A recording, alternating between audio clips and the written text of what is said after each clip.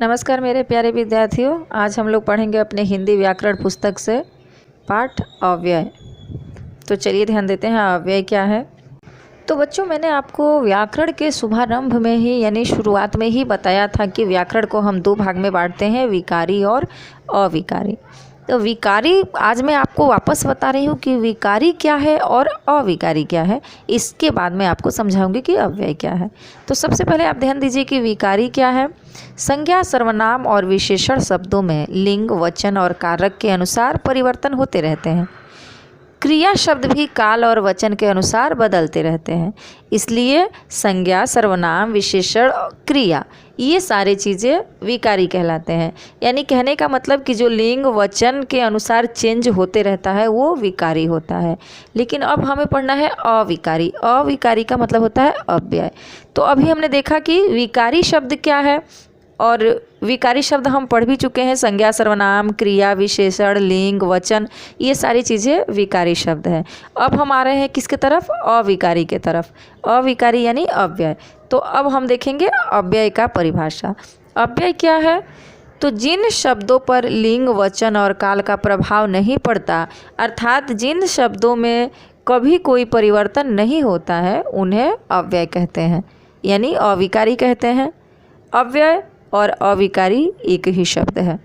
अब आगे देखेंगे अव्यय के प्रकार। तो अव्यय के 4 प्रकार है: क्रिया विशेषण अव्यय, समुच्चय बोधक अव्यय, संबंध बोधक अव्यय और विस्मयादि बोधक अव्यय। अब इन सब पर अलग अलग प्रकाश डालेंगे। क्रिया विशेषण अव्यय क्या है यह देखते हैं। क्रिया की रीति, क्रिया का स्थान, क्रिया का काल और क्रिया का परिणाम बताने वाले शब्द क्रिया विशेषण अव्यय कहलाते हैं। अब इसे उदाहरण द्वारा समझिए। वह धीरे धीरे चलता है, हम खा पीकर आगे बढ़े, माँ अभी तक वहाँ बैठी थी, गंगा जी मुझे दूर तक बहा ले गई।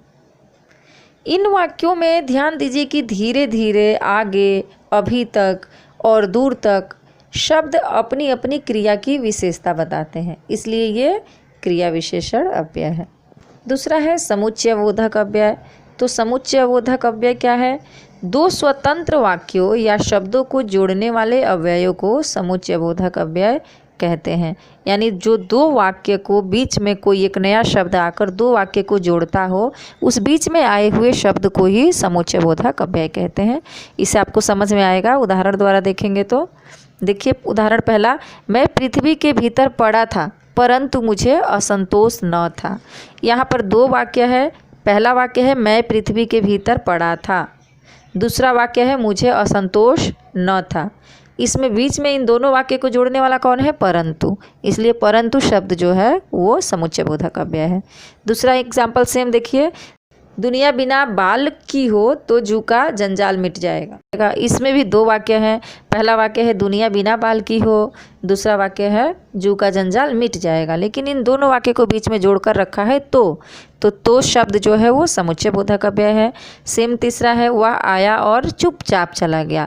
वह आया, चुपचाप चला गया, दोनों के बीच में और शब्द है, ये समुच्चय बोधक अव्यय है। राजीव तथा आदित्य मित्र थे। दो लोगों का नाम है जो कि बीच में तथा शब्द से जोड़ दिया गया है, इसलिए ये समुच्चय बोधक अव्यय है। आप खुद आइए अथवा किसी को भेज दीजिए। यहाँ पर आप खुद आइए, दूसरा वाक्य है किसी को भेज दीजिए, बीच में जोड़ा है अथवा। अथवा शब्द जो है वो समुच्चय बोधक अव्यय है। तो इस तरह से जो दो स्वतंत्र वाक्यों को जोड़ने का काम करे उसे समुच्चय बोधक अव्यय कहते हैं। तीसरा अव्यय है संबंध बोधक अव्यय। अब इस पर ध्यान देंगे। तो जो अव्यय संज्ञा या सर्वनाम शब्दों के साथ आकर उनका संबंध वाक्य के दूसरे शब्दों से जोड़ते हैं, उन्हें संबंध बोधक अव्यय कहते हैं। इसे भी आप उदाहरण द्वारा ही समझ पाएंगे। यहाँ पर बताया गया है कि संज्ञा और सर्वनाम के साथ जो नया शब्द मिल जाता है और संबंध बताता है वो संबंध बोधक अव्यय कहलाता है। देखिए उदाहरण पहला, मैं मित्र के साथ घूमने गया। यहाँ पर मैं मित्र के साथ घूमने गया, के साथ शब्द जो है वो संबंध बोधक अव्यय है क्योंकि मित्र के साथ जुड़ा हुआ है। गौरा के कान कमल की पंखुड़ियों की भांति थी। गौरा के कान कैसी थी? पंखुड़ियों की भांति यानी की जैसी थी, इसलिए की भांति शब्द जो है वो संबंध बोधक अव्यय है। मंदिर के सामने पंचायत घर है, के सामने शब्द जो है वो संबंध बोधक अव्यय है। शक्ति के लिए गौरा को इंजेक्शन दिए जाते थे।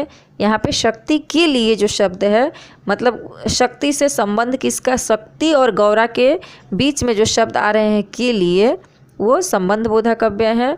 इस तरह से एक और बात मैं आपको बता दूं यह समझने के लिए कि संबंध बोधक अव्यय समझना बहुत आसान है। इसमें ध्यान देना है कि हमेशा के साथ, के लिए, के सामने, के तरफ से, के भांति मतलब का के की लगा हुआ रहेगा और उसके बाद से के लिए, के जैसा, के भांति, के सामने, इस तरह से संबंध बोधक अव्यय के सामने ऐसे शब्द आएंगे। जो ऐसे के लिए, के तरफ से, के भांति, के जैसा, ये जो शब्द आएंगे ये सारे संबंध बोधक अव्यय कहलाएंगे। अव्यय का चौथा और अंतिम प्रकार है विस्मयादि बोधक अव्यय। यह बहुत ही सिंपल है। विस्मयादि बोधक अव्यय आप नाम से ही समझ गए होंगे, फिर भी मैं आपको इसका परिभाषा बता रही हूँ। विस्मय यानी आश्चर्य, प्रशंसा, घृणा, प्रेम, शोक, चेतावनी आदि भावों को प्रकट करने वाले अव्यय को विस्मयादि बोधक अव्यय कहते हैं। आपको समझ में आ गया होगा कि जिस भी शब्द से आश्चर्य प्रकट हो, प्रशंसा किसी की जाए, किसी से घृणा प्रकट किया जाए, प्रेम शोक प्रकट किया जाए, वो विस्मयादि बोधक अव्यय कहलाते हैं। उदाहरण द्वारा समझिए, जैसे अरे यह पत्थर तुम्हें कहाँ से मिला। यहाँ पर आश्चर्य प्रकट किया गया है अरे शब्द में, इसलिए ये विस्मयादि बोधक अव्यय है। वाह क्या शानदार इमारत है। यहाँ पर इमारत की तारीफ की गई है वाह शब्द से, इसलिए वाह शब्द जो है वो विस्मयादि बोधक अव्यय है। खबरदार आगे मत बढ़ना, यहाँ पर आपको चेतावनी दी गई है खबरदार शब्द से, इसलिए ये भी विस्मयादि बोधक अव्यय है। छी कितनी गंदगी है, यहाँ छी शब्द जो है वह गंदगी खराबी के बारे में है, गंदगी के बारे में है, इसलिए ये भी विस्मयादि है। तो इस तरह से बहुत सारे और भी वाक्य होते हैं। हाय हाय, हे राम, ओ राम राम, धत, शाबाश, बाप रे, ऐसे बहुत सारे शब्द होते हैं जो विस्मयादि बोधक अव्यय में आते हैं। इस प्रकार बहुत ही सुंदर ढंग से हम लोग अपना अव्यय पाठ समाप्त कर लिए और बहुत आसानी से आप समझ गए होंगे कि अव्यय क्या है, अव्यय के कितने प्रकार हैं और सभी प्रकार को अलग अलग से किस तरह से समझा जाए। तो हम लोग अव्यय भी ख़त्म करते हैं। फिर भी आपको कहीं दिक्कत लगता है तो मुझसे बेहिचक निसंकोच पूछ सकते हैं।